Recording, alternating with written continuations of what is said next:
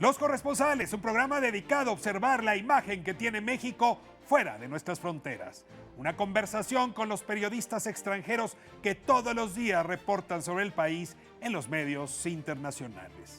Después de que Donald Trump ganó las elecciones del pasado mes de noviembre, los mexicanos, muchos, pensamos con ingenuidad que Canadá iba a ser un país aliado para evitar la disolución del NAFTA.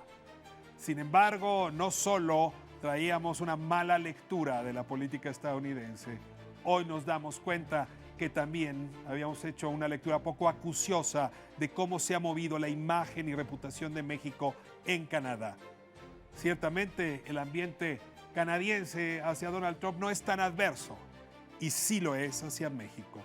A pesar de tener un presidente como Trudeau, con quienes los mexicanos pudiéramos identificarnos, hay mucho más pragmatismo en la relación Canadá-Estados Unidos de lo que uno podría suponer, y en esa relación México está más bien marginado. ¿Qué esperar de Canadá en su negociación sobre el Tratado de Libre Comercio? Hoy hemos invitado a David Egrin, él es corresponsal de The Guardian, él es canadiense, para que de nuevo nos hable de su país y nos ayude a entender mejor y con la curiosidad que nos debemos la relación México-Canadá. Soy Ricardo Rafael y esto es Los Corresponsales. Bienvenidos. La compañía alemana Germanwings realizaba el trayecto de Barcelona a Düsseldorf. Y más allá de las largas colas, los consumidores del área metropolitana de Caracas denuncian Não resistiu aos tiros que levou no peito e na barriga.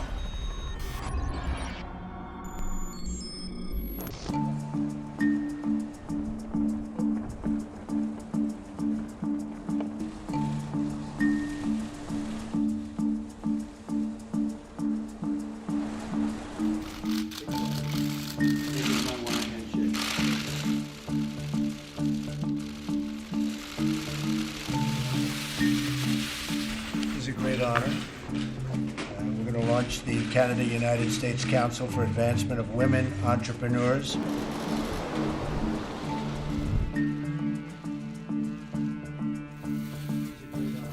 It is my honor to host such a great friend, neighbor, and ally at the White House. A very special place.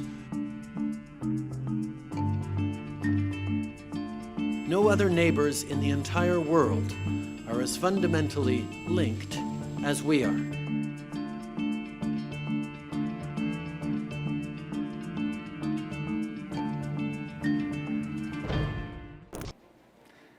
I'm so pleased to have you here again to talk about Canada, about the States, about Mexico, what we used to call North America. That maybe is over. used to keyword. Maybe it's over. Well, over for the Mexicans, not for you. Sure. So I would like to start talking about feeling among people in Canada about Trump. How do you feel Canadians vis-a-vis Trump? Canadians in different regions of Canada. Well, Canadians in general are not fond of Trump. Canadians have generally, for as long as I can remember, been generally more fond of Democratic presidential candidates. George W. Bush wasn't very popular in Canada. Reagan? Reagan, not especially, but of course there was also Clinton. Bill Clinton was very popular. Kennedy, Obama was very popular. So the thing with, although Kennedy, I should say, had a bad relationship with Prime Minister Diefenbaker at the time, John Diefenbaker. It should be said, Canadians generally don't like Trump, but there is a visible and increasingly vocal minority of people who you can see in the Conservative Party's leadership. The Conservative Party is choosing a new leader in their leadership contest that are parroting Trump positions, more vetting of immigrants, people that have a more populist economic message. Canada does have a rich history of populism on the right and the left, so in some ways that's not surprising. But the Canadian the Prime Minister, Justin Trudeau, has tried to put a very friendly face on the country. He's talked about sunny ways.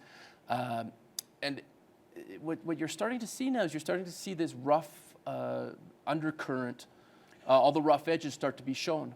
Would you say that you have a kind of a Lippen leadership, Wilders leadership? I mean, it was just Trump, more like Brexit leadership in Canada. How Was it weight? I mean, Well, the Canadian elites, look, I mean, one thing that happens in Canada in Canadian politics is there tends to be a lot of consensus, and it tends to be center left. One thing people think about Justin Trudeau is that he's left. He does lean left, but not that left. I mean, Canadians I've always thought of as being economically a lot more conservative than people give credit for. If you look at something, say, corporate tax rates are actually a lot lower than in the United States, as an example.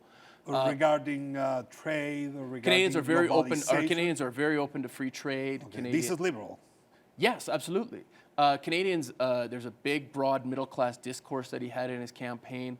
Canadians are, they don't like to hear this, but they like to sort of view themselves as worldly, but when in fact I think they're a lot more parochial than they care to admit, and they worry about local matters and their own personal economy. I'm talking about diversity. Well, diversity... because of Quebec and the different minorities. Well, look, I mean, that's been something of the Prime Minister's his calling card. Is he said Canada's a large, open, diverse country. You see his cabinet is a very absolutely. diverse. Yeah, absolutely. And you see his tweets after the Trump executive order on refugees, saying that Canada continues to be very open. What unfortunately I'm starting to see in Canada is that I think generally it's accepted. Generally, I just question it to what point Canadians accept that, and part of that is the rise of this sort of Trump discourse among some on the right. Also, some you see, unfortunately, with this shooting at a mosque in Quebec City, there are parts of Canada that are just not on board with this, even after all these years. That helped me to make the first question about the relationship between Mexico and Canada. We were hoping, back November, December, that maybe Canada will go out and try to keep NAFTA together. What we saw after that is that Washington and the Canadian government start talking talking with us, and now that Canadians are saying, for us, it's not a big issue if NAFTA is just it's a bilateral relationship between the States and Canada. How do you analyze this behavior from the government, Canadian government? Well, I think it's self-interest. It's a little bit of fear. It's a little fear from Trump. Yes, I mean they don't want to use the word fear, but one thing, Canada, like Mexico, is a country that exports heavily to the United States. Canada, interdependent. Very, very much so. So as a result, keeping that U.S. relationship U.S. trade open is for Canadians very important, and Canadians will do whatever it takes to keep that. And if that means casting Mexico aside, they will do that. Can Trump afford a fight with both countries at the same time? I mean, this fear is justified. Is this fear justified? Well, personally, I think Trump is. Just personal opinion, I think is wrong on this, but unfortunately, the U.S. is a large market that Canadians think that they depend on, and as a result, they will do whatever it takes to keep it open. Part of the problem, I think, with Mexico, unfortunately, is this goes back to the history of when NAFTA got started. I came to Mexico. Studied twice in Mexico, studied at the University of Colima, studied at the University Autonomous of Guadalajara. There was a program that would give you a little bit of scholarship money that you could study within the three countries. And that's no longer the case, and I don't think it ever caught on. So part of it is I don't think there was never the movement of people, and I don't think Canadians ever really came to think of Mexico as much more than, a spot for a holiday. But at the same time, during the NAFTA period, you have a lot of Canadian investment in mining. Sure. A lot of pension funds are investing in Mexico. You have tourism. You have a lot of old people living in Baja and in Punta Mita and Chapala. I mean, there's some interest of Canadians here that can be cut or relinquished. There is interest, but I'll say for the record that when I talk to Canadian media about Mexico, there's a crushing disinterest. Absolutely. It's very hard to convince Canadian media to get interested in Mexico. I mean, the Globe and Mail, the largest, or at least the national newspaper in the country, decided to start covering Latin America. This was back about 2000, 2012, and I remember having lunch with the world editor, and they said they were going to Brazil, and they thought Brazil was a better business story, a more just a Why bigger is story, that? and We didn't sell Mexico. Mexicans didn't sell Mexico to Canadians. We sell it badly. Our reputation is destroyed. Just a combination. Canadians have never looked south. I think that's part of it. Part of it is also there's never been a large Latino From the north, you have very few. Canadians look south. Canadians think South America starts in, Texas. Okay. So there's just no. I've never quite been able to figure it out, but I think part of it is that people don't see a lot of Latinos in Canada. I can think of, I go back to Vancouver and Calgary. Latino migration is not an I'm issue. starting to see a sizable Mexican presence in Vancouver. Calgary, you see more Colombian, Venezuelan. Toronto, a little bit. You're starting to see more, but that's recent. And it's also quite small in comparison to Chinese, Indian, Filipino, Caribbean, other people from other Very parts last of the world. question. Now politics has become very personal. You asked Trump how he will deal with Russia. He said, well, all depends on Putin and me. Well, I asked about Trudeau and Trump. They are very different people. The character of both are not easy to go together. How do you imagine this relationship? I think Trudeau is a smart enough politician to figure out how to make it work. Smarter than Trump.